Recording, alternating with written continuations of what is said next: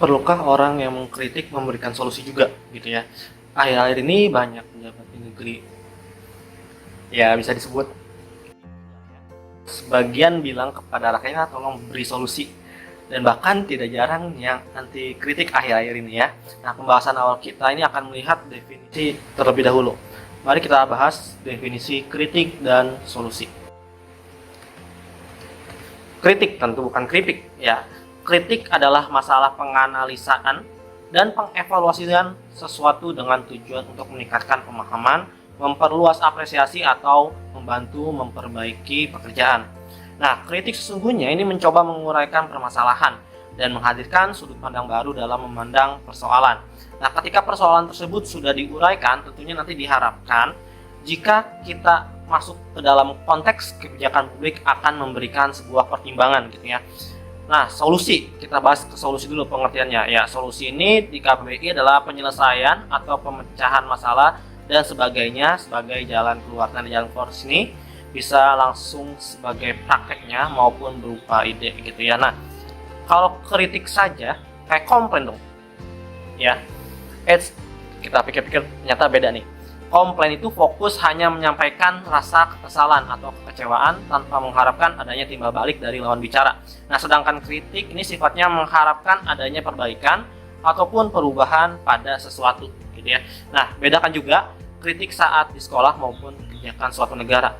Di sekolah, kalau kita memiliki tingkat kemampuan yang hampir setara gitu ya dengan teman kita maupun dengan yang lain gitu, sedangkan ketika kamu menjadi masyarakat nih akan memiliki perbedaan dalam memegang kekuasaan gitu ya. Misalkan aja kalau kamu mau melihat sebuah RT, kamu hanya sebagai masyarakat biasa itu akan tidak tahu bahwa struktur dalam itu seperti apa gitu ya. Kenapa masyarakat biasa itu tidak bisa memberikan solusi ketika emang dia belum tahu suluk permasalahannya gitu ya. Bukan berarti dia itu nggak bisa kritik, ternyata bisa kritik gitu.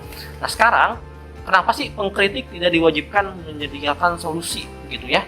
Nah, yang pertama ini proses yang menghasilkan hal yang dikritik belum tentu sifatnya terbuka untuk pengkritik. Misalkan kayak urusan kebijakan RW ataupun kebijakan negara gitu.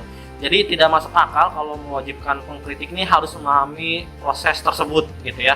Nah, yang kedua adalah pengkritik memberikan kritik dapat diposisikan seperti seorang konsumen atau end user untuk memberikan komplain gitu ya. Nah, memberikan solusi ini sama sekali bukan merupakan kewajiban yang end user.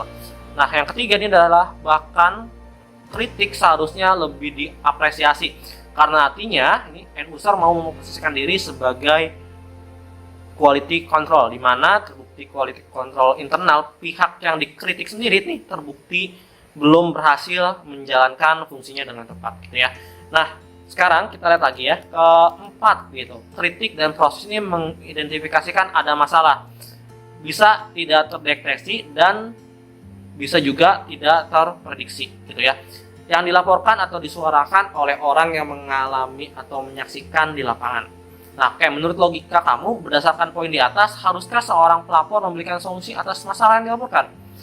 Lebih simpel lagi, proses perbaikan sebuah produk yang bermasalah ini termasuk pencarian solusi, di mana porsi dan kewajiban dari penyedia produk, yaitu pihak yang dikritik, baik melimpahkan kewajiban pencarian solusi pada pengkritik, ini merupakan sebuah kegilaan dan hal yang sangat absurd dan juga tidak masuk akal ya ketika kita berbicara mengomong kebijakan publik. Apalagi kalau misalkan berbeda jika kalian saat di sekolah itu kan mungkin kemampuannya hampir setara gitu ya, makanya kalian bisa mengkritik maupun memberikan solusi gitu ya untuk bersama-sama. Nah, kalau udah beda kebijakan ataupun beda strata itu mungkin akan sangat sulit gitu ya.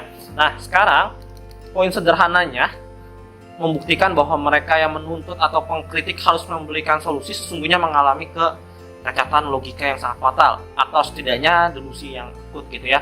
Atau mungkin lebih sederhana lagi deh, mereka sependapat karena mereka sejenis, yaitu golongan orang yang tidak memiliki rasa tanggung jawab untuk mengupayakan perbaikan kesalahannya. Nah, justru ketika dipaksakan memberikan solusi, ini akan menghambat yang namanya demokrasi. Misalnya, ketika mas-mas di pinggir jalan jual nasi goreng mengkritik harga telur dan beras karena mahal adanya inflasi 20% gitu ya.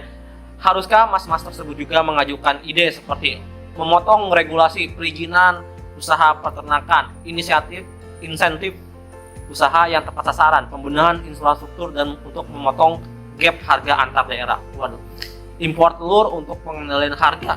Wah, itu justru terlalu jauh banget ya gitu sebagai masyarakat. Nah, ya enggak dong pastinya ya. Memang kritik ini tidak serta-merta memberikan solusi, tapi kritik juga memberikan peringatan atau warning ya. Jadi yang ini adalah actionnya. Satu hal penting lagi, kalau kalian tahu, staf ahli yang diberikan kepada pemegang kekuasaan daerah itu kenapa nggak meminta solusi ke mereka? Ya memang tugasnya adalah membantu kamu gitu ya. Pemerintah tidak hanya wali kota, bupati, dan gubernur, menteri, dan presiden. Di situ ada perangkatnya, yaitu ASN, bahkan misalkan dosen ASN pun pada bidangnya itu bisa menjadi ahli untuk membantu mencarikan solusi gitu ya. Nah, yang perlu diperhatikan lagi, yang keluar-keluar pengkritik harus kasih solusi, itu mungkin emang mereka sadar pemimpinnya hanya boneka hidup dan gak mampu menemukan solusi gitu ya. Oke, cukup sekian. Assalamualaikum warahmatullahi wabarakatuh.